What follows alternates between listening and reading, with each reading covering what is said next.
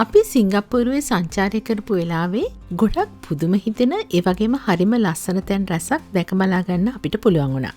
China town, ශ්‍රී දනදා මාලිගාව, gardens බයි ද බේ, මර්ලයින් Park වගේ තැන් ඒ අතරින් විශේෂයි.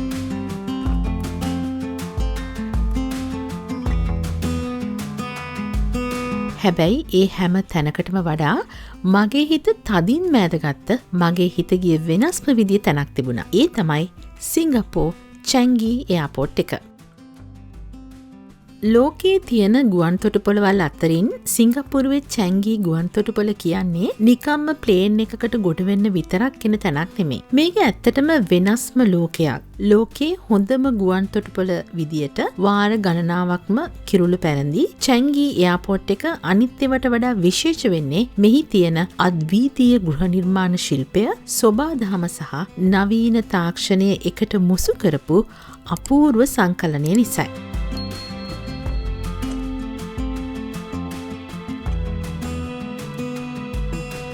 ට්‍රාන්සිට් එකක් අතරතුර වුණත් පැය ගණනක් කිසිම පාළුවක් නැතුව ගත කරන්න පුළුවන් තරම් සුන්දර අත්දැකීමක් හැම සංචාරකයෙකුටම මෙහිදී ලබා දෙනවා. චැන්ගී එයාපෝට් එකේ තියෙන ප්‍රධානම ආකර්ෂණය තමයි ජුවෙල් සංකීර්ණයේ මැද පිහිටා තිබෙන දියැල්ල. මේ තමයි ලෝකයේ ගොඩනැගිල්ලක් ඇතුළත තියෙන උසම ගෘහස්ත දියැල්ල. මෙහි උස මීටර 40ක්. ඒ කියන්නේ අඩි 130ක් විතර වෙනවා. තට්ටු 7ක් ඉහළ සිට කඩා හැලෙන මේ දියැල්ලෙන් මිනිත්තුවකට වතුර ලීටර 37500කට වැඩි ප්‍රමාණයක් ඇද හැලෙනවා. විශේෂම දේ තමයි මේ සඳහා සම්පූර්ණයෙන්ම පාවිච්චි කරන්නේ වැසි ජලය වීම. මෙම දියැල්ල උදේ 10 සිට රෑ 10 දක්වා ක්‍රියාත්මකයි. රාත්‍රී කාලයේදී මෙහි විශේෂ ආලෝක සහ සංගීත සංදර්ශන පැවැත්වෙනවා. හැමදාම උදෑසන දියැල්ල ක්‍රියාත්මක වන මොහොත දැක බලා ගන්න සංචාරකයන් 100 ගණනක් කලින්ම ඇවිත් වට වෙලා බලා ඉන්නේ හරිම කුතුහලෙන්. උඩ තට්ටුවේ ඉඳන් එක පාරටම විශාල ජලකඳ පහළට කඩා හැලෙන ඒ පළමු තප්පර කිහිපේ කියන්නේ ඇස් අදහ ගන්නත් බැරි තරම් අපූරු නරඹන්නන්ගේ ඇඟ කිලි පොලා යන අත්දැකීමක්.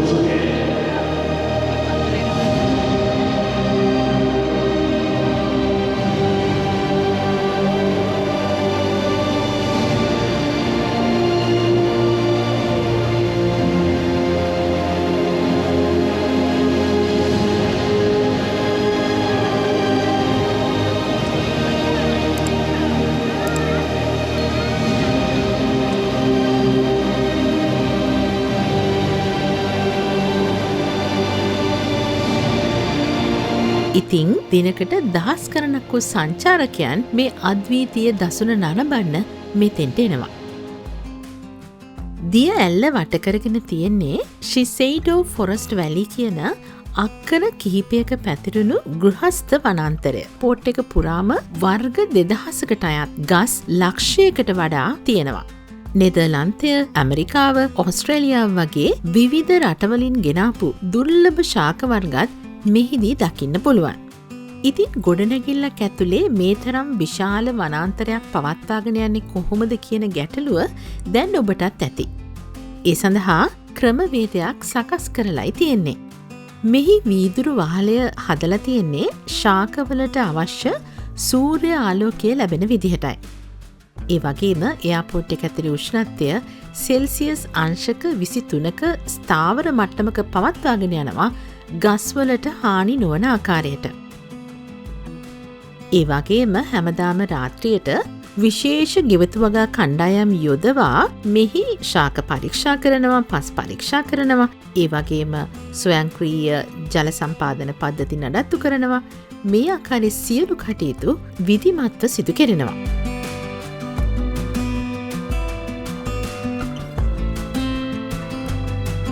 චැංගී ගුවන්තොටුපලේ ස්වභාව සෞන්දර්යය සහ ජෛව විවිධත්වය එතනින් අතර වෙන්නේ නැහැ.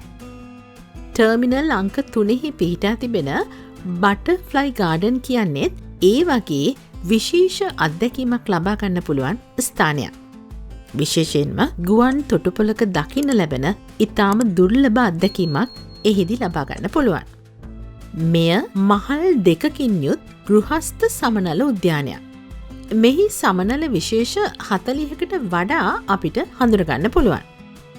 ඒ වගේම සමනලුන් දහසකට වැඩි ප්‍රමාණයක් මෙහි නිදහසේ පියාසර කරනවා. නිවර්තන කලාපීය ශාක, සුන්දර මල් සහ කෘතිම දියැලක් මැදින් යන අතරතුර සංචාරකයන්ට සමනලුන්ගේ ජීවන චක්‍රය ඉතා ආසන්නෙන් දැක බලා ගන්න පුළුවන්. ඉතින් නවීන තාක්ෂණයන් සොබාදහමත් හරි අපූරුවට ගලපාගත් විශ්මිත නිර්මාණයක් විදියට සිංගප්පූරුවේ චැංගී ගුවන්තොටුපළ සලකන්න පුළුවන්. අපි අද ඔබට ගෙනාවේ අපි ගත කළ අවස්ථාවේ අපේ කැමරා කාචයේ සටහන් කරගත් දර්ශන පෙළක්. සිංගප්පූරුවේදී අපි දුටු තවත් ලස්සන දේ ඉදිරියේදී I love green සරහා දැක බලා ගන්න ඔබට අවස්ථාව සලසන පොරොන්දුවෙන් අදට සමුගන්නවා.